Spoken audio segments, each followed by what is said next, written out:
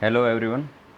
आज हम अध्ययन करेंगे अध्याय 8 सार्वजनिक या लोक निगम।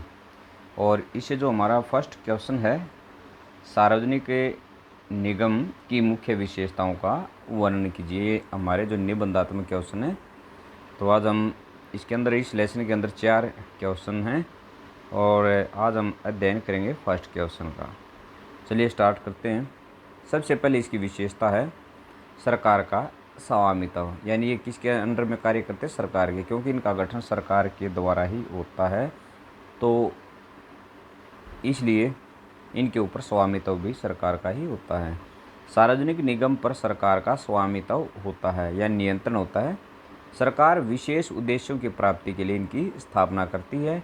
इनमें सार्वजनिक धन का व्यय किया जाता है, इसलिए इन्हें सार्वजनिक निगम कहा जाता है। यानी सार्वजनिक धन कौन सा होता है? जो टैक्स के रूप में हमें सरकार को देते हैं, तो उस धन का प्रयोग इन निगमों में किया जाता है, इसलिए इनको क्या कहा जाता है? सार्वजनिक निगम भी कहा जाता है। सेकंड पॉइंट इसका, दिन प्रतिदिन प्रशासन का उत्तरदायित्व निदेशक मंडल द्वारा, यानी जो इनका दैनिक जो कार्य होते हैं, दैनिक गतिविधियां, दैनिक लेन देन होता है, वो सभी निदेशक मंडल के नियंत्रण में होकर करते हैं। जैसे भर्तियां करना है, कोई वस्तु खरीदना है, वस्तु बेचना है, जो महत्वपूर्ण निर्णय लेने हैं, नियुक्तियां करनी हैं। प्रत्येक सार्वजनिक निगम के प्रबंध के लिए एक निदेशक मंडल होता है। इसके अध्यक्ष व कुछ सदस्यों की नियुक्ति सरकार के द्वारा की जाती है। निगम के दैनिक प्रबंधन की जिम्मेदारी इसी मंडल पर होती है। हर रोज निर्णय लेना, उनको लागू करना इसी मंडल का कर्तव्य या कार्य होता है। इसके बाद आता है पॉइंट नंबर 3, निगम का जन्म एक विशेष कानून द्वारा। सार्वजनिक निगम की स्थापना संसद या राज्य विधान मंडल के द्वारा पास किए गए कानूनों के द्वारा की जाती है। यह विशेष कानून निगम से संबंधित कई पहलुओं पर प्रकाश डालता है। इस कानून में मुख्यतः निदेशक मंडल की संरचना, सदस्यों की संख्या, कितने सदस्य होने चाहिए, सेवाकाल यानी उनका कार्यकाल, निगम का अधिकार क्षेत्र यानी निगम के कार्य तथा निगम के अधिकार व दायित्व आदि बातें निर्धारित की जाती हैं। इसके बाद आता है निगमित दर्जा, यानी एक कॉरपोरेट स्टेटस होता है, इसको बोलते हैं इंग्लिश में, यानी एक व्यक्ति की तरह ये कार्य करता है। यदि इससे कोई भी ऐसा कार्य होता है जो लोक हित में नहीं है, यदि इसके ऊपर कोई भी कानूनी कार्रवाई होती है, तो उसी प्रकार इसके ऊपर कार्रवाई की जाती है जिस प्रकार से एक व्यक्ति के ऊपर की जाती है।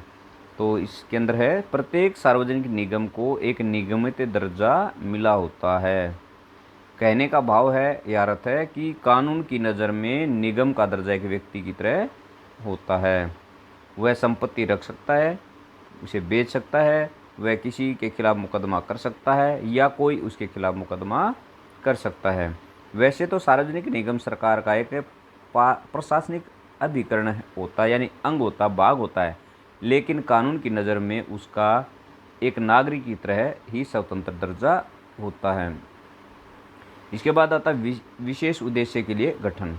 निगम, प्रत्येक सार्वजनिक निगम का गठन किसी विशेष उद्देश्य के लिए अलग कानून बनाकर किया जाता है। कोई निगम इसके सिवाय कोई कार्य और कोई काम नहीं कर सकता। वह कानून से बंधा होता है। उदाहरण के लिए जीवन बीमा निगम किसी व्यक्ति के जीवन का बीमा कर सकता है, लेकिन वाहन का नहीं। इसी प्रकार जिस प्रकार यदि निगम की बात करें, हरियाणा, उत्तर हरियाणा विद्युत प्रसारण निगम है, तो वो उसका कार्य क्या है? बिजली से ही संबंधित होगा, विद्युत से ही होगा, अन्य किसी कार्य से उसका संबंध नहीं होगा। इसी प्रकार यहाँ पर एक एग्जाम्पल दिया, जीवन बीमा निगम। जीवन बीमा निगम है, जीवन का ही क्या करेगा? वो बीमा करेगा, वाहन का नहीं। अब इसके बाद आता है नेक्स्ट पॉइंट, वित्तीय स्वायत्तता। स्वायत्तता का मतलब होता है सीमित दायरे में स्वतंत्रता। तो धन, वित्तीय माने धन से संबंधित स्वतंत्रता। स्वायत्तता का अर्थ है सीमित दायरे में स्वतंत्रता। सार्वजनिक निगम को वित्तीय मामलों में स्वायत्तता होती है। वह धन इकट्ठा कर सकता है, मन चाहे ढंग से निवेश कर सकता है, यानी खर्च कर सकता है, माल और संपत्ति की खरीद वह बिक्री कर सकता है, या कह सकते हैं माल खरीद सकता है और बेच सकता है, तथा अनुबंध आदि कर सकता है, यानी किसी के साथ कॉन्ट्रैक्ट कर सकता है। सामान्यतः खर्च लेखांकन, बजट और परीक्षा पर सरकारी नियम लागू नहीं होते। इसके बाद सरकार के प्रति जवाबदेही, क्योंकि इनका जो निर्माण है या गठन किया जाता है वो सरकार के द्वारा, एक कानून के द्वारा किया जाता है, तो इनकी जो जवाबदेही होती है सरकार के प्रति ही होती है।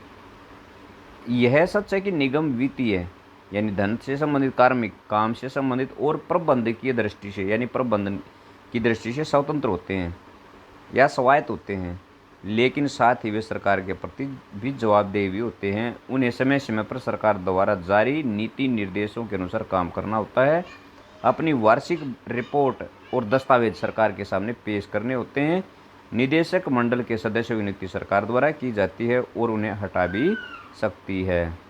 तो ये हमारा क्वेश्चन था। कल हम जो सेकंड क्वेश्चन है सार्वजनिक निगम के विकास के कारणों का उल्लेख कीजिए, इसका अध्ययन करेंगे। तब तक के लिए धन्यवाद। आपका दिन मंगलमय हो।